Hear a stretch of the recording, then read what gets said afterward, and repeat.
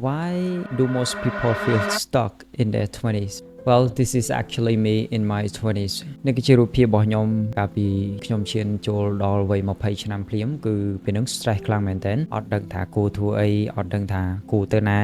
អត់មានគោលដៅមួយដែលច្បាស់លាស់ហើយក៏ដឹងថាពិបាកចិត្តដឹងថាគិតច្រើនយកមកហើយនៅពេលដែលធ្វើខុសម្ដងគឺស្អប់ខ្លួនឯងមែនទែនពេលហ្នឹងគឺមានអារម្មណ៍ថាវាអត់ពេញចិត្តនឹងខ្លួនឯងសោះពេលហ្នឹងគឺស្គមខ្លាំងមែនទែនវាពិបាកចិត្តព្រោះគោលដៅអ្វីដែលសំខាន់គឺគោលដៅគឺយើងអត់មានលុយក៏យើងរកអត់សូវបានជឿមកនិយាយទាំងអស់គ្នាថាហេតុអីបានជាយើងចូលមកដល់វ័យ20ឆ្នាំគឺជាវ័យមួយដែលមនុស្សភាគច្រើនបាក់ទឹកចិត្តមនុស្សភាគច្រើនគឺពិបាកនៅក្នុងការរស់មែនទែនវាអាចមកពីពេលវេលាដំបូងមួយដែលយើងចាប់ដើមរស់ជីវិតជាខ្លួនឯងហើយអ្នកនរគ្នាត្រូវដឹងថាវា normal ទេសម្រាប់ទាំងអស់គ្នាបើទោះបីជាមនុស្សហ្នឹងគឺជាមនុស្សដែលយើងគិតថារឹងមាំបំផុតក៏នៅតែមានការពិបាកចិត្តនៅតែមានការ stress នៅតែមានពេលខ្លះអត់ដឹងថាខ្លួនឯងគួរធ្វើអីហើយមានតែខ្លួនគេទេដែលដឹងពីរឿងហ្នឹងគេអត់អាចនិយាយចេញឲ្យមើលពីវិសបកក្រៅមើលពីសបកក្រៅមកគឺធម្មតាដូចជាមនុស្សហ្នឹងរឹងមាំខ្លាំងណាស់អញ្ចឹងតែតាមពិតគឺអត់ដឹងថាខ្លួនឯងគួរធ្វើអីហើយពេលខ្លះក៏ stress ពេលខ្លះក៏យំវាច្បុកច្បោកខ្លាំងមែនតើវាអត់មានផ្លូវមួយណាដែលច្បាស់លាស់ដើរទៅត្រង់រហូតជាពិសេសគឺនៅក្នុងវ័យ20ឆ្នាំនឹងឯងនេះគឺជាចំណុចទី1ដែលយើងគួរនិយាយដែរនៅពេលដែលចូលមកដល់វ័យ20ឆ្នាំពុបគឺជាវ័យដែលយើងត្រូវប្រឹងមែនតើត្រួសត្រាយជីវិតខ្លួនឯងវាអត់មាន map វាអត់មានអ្វីដែលបង្ហាញយើងថាការសម្រេចចិត្តហ្នឹងវាត្រឹមត្រូវហើយយើងគួរទៅដើរទៅនេះទៅនោះទេគឺយើងត្រូវតែសម្រេចចិត្តដោយខ្លួនឯងធ្វើការត្រួសត្រាយផ្លូវដោយខ្លួនឯងសុទ្ធតែម្ដងអញ្ចឹងហើយបានវ័យ20ឆ្នាំគឺជាវ័យដែលវាពិបាកសម្រាប់យើងខ្លាំងមែនតើចំណុចទី2ដែលធ្វើឲ្យវ័យ20ឆ្នាំរបស់យើងវាពិបាកនៅក្នុងការរស់20ឆ្នាំរបស់យើងវាច្បុកច្បល់គឺវាអាចវាភាគច្រើនមែនតើដែលយើងធ្វើការប្រៀបធៀបខ្លួនឯងជាមួយនឹងអ្នកដទៃយើងកលែកមើលអ្នកនោះគេមានចេះអ្នកនេះគេមានចោះហើយយើងអត់តមានអីសោះអាពេលហ្នឹងហើយគឺជាពេលដែលធ្វើឲ្យយើង depression ខ្លាំងមែនតើគឺធ្វើឲ្យយើងច្បុកច្បល់គិតវាអត់ច្បាស់អ្នកនេះត្រូវដឹងថាគ្រប់គ្នាគឺ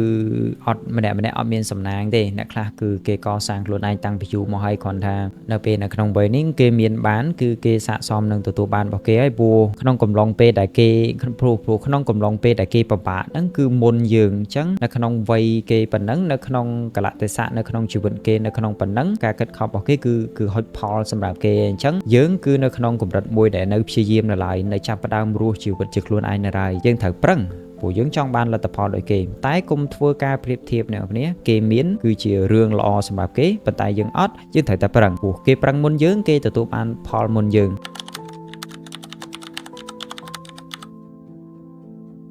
មកចំណុចទីដែលយើងគួរតែនិយាយនោះគឺនៅក្នុងវ័យ20ឆ្នាំរបស់យើងគឺយើងមានជំរើសច្រើនពេកជំរើសមួយក៏វាអត់សូវច្បាស់ដែរអាចនិយាយបានថាជាជំរើសនៅក្នុងការងារជំរើសនៅក្នុងការកំណត់គោលដៅជំរើសនៅក្នុងការធ្វើរឿងអីផ្សេងគឺវាមានច្រើនយើងអត់ដឹងថាមួយណាវាស័ក្តិសមបំផុតសម្រាប់យើងទេជួនកាលយើងសម្រេចចិត្តទៅខុសអញ្ចឹងជួនកាលយើងសម្រេចចិត្តទៅត្រូវគឺជាសំណាងរបស់យើងខ្ញុំចង់ឲ្យអ្នកគ្នាឮ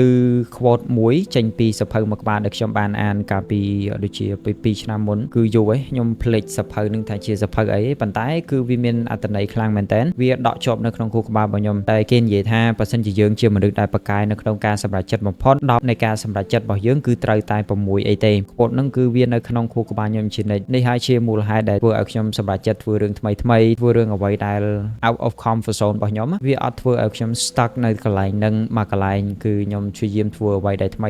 អ្នកនេះទៅតែស្ដាប់នៅក្នុងខួរក្បាលរបស់ខ្លួនឯងថា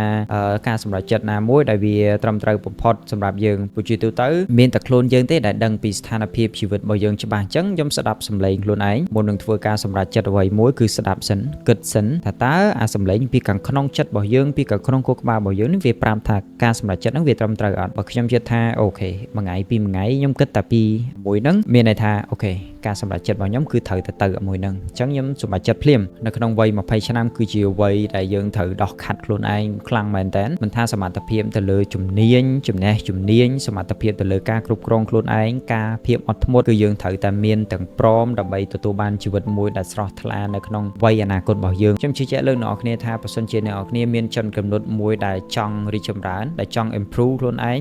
ជារៀងរាល់ថ្ងៃជារៀងរាល់ឆ្នាំអ្នកទាំងអស់គ្នានឹងទៅមុខដោយឯងអ្នកទាំងអស់គ្នានឹងទទួលបានលទ្ធផលដែលអ្នកទាំងអស់គ្នា